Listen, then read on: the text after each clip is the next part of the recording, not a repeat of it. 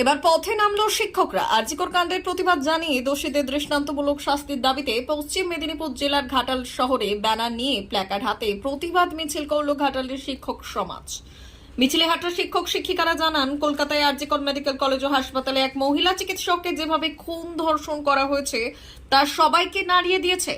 ঘটনায় যুক্ত দোষীদের অবিলম্বে শাস্তির দাবিতে ঘাটাল মহকুমার সমস্ত শিক্ষক শিক্ষিকারা প্রতিবাদ মিছিলে শামিল হয়েছে। এদিন ঘাটালের পাশাপাশি খোদ মেদিনীপুর শহরেও এক প্রস্ত মিছিল করে এই শিক্ষক সমাজ।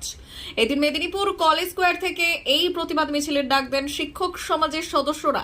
তারা মিছিল করে গোটা মেদিনীপুর শহরের রিং রোড পথ পরিক্রমা করে, যেখানে মিছিলের মধ্যে থেকে স্লোগান ওঠে, জাস্টিস ফর আরজিকরে।